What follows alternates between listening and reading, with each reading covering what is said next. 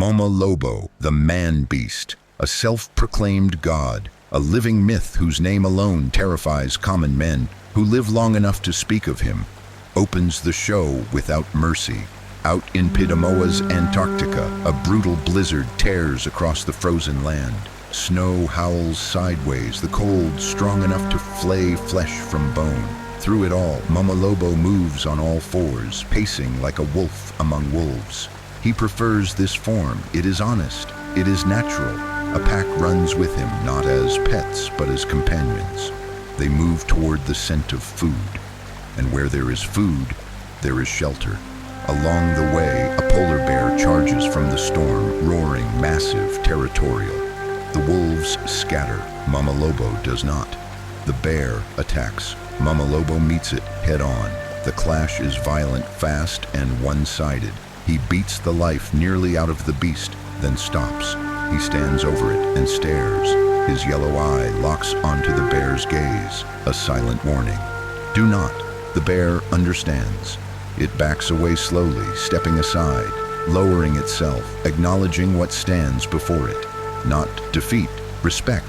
The greater beast passes. After a moment, the bear turns and disappears into the storm. Momo Lobo continues onward. Soon, a tavern emerges through the whiteout, lights flickering weakly against the blizzard. The wolves peel away, their task complete. He had only been guiding them out of the storm, and keeping company because why not? Momo Lobo enters the tavern on all fours.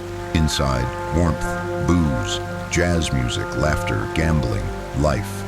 Then he rises onto 2 feet, towering, impossibly tall. Everything stops. The jazz cuts off mid-note. Laughter dies. Cards freeze in hands. Every eye drops away from him. Momo Lobo speaks for the first time in the show, in a foreign tongue. Tell me your name and the name of your manager. Silence. No one understands. He tilts his head slightly, annoyed, and mutters to himself, do they not speak my language? Okri? Then louder, English. Do you people understand English? A nervous bartender finally nods. Yes.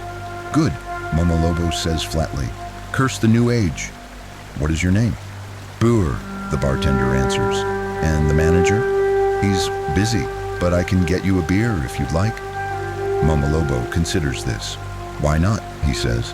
And maps. Do you have maps? Yes. Good.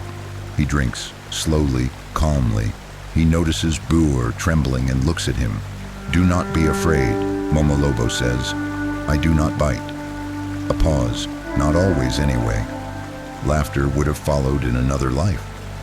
Here there is only fear. A drunken gambler stumbles over from a nearby table. What manner of being are you? The man slurs. I am the same as man, Momo Lobo replies. That's a lie, the drunk says. No manner of man has ever looked like that. Momo Lobo turns his head slightly.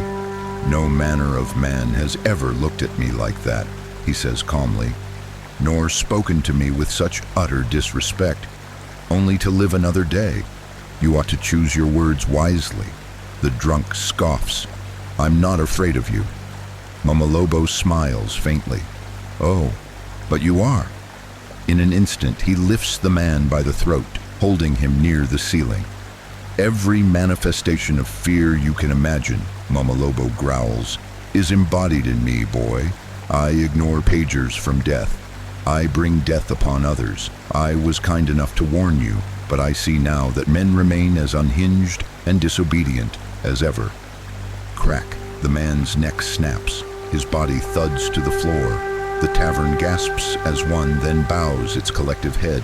No one dares meet his eyes. Momo Lobo turns back to the bar. Boer. Yes, sir. The map, he says calmly. Boer hands it over with shaking hands. Momo Lobo nods. You provide good service, he says. Unfortunately, I have no money to pay for the beer or the map.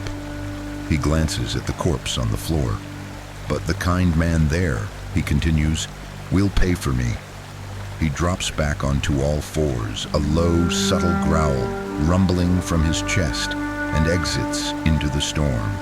The scene closes on his blue and yellow eyes, burning quietly in the dark.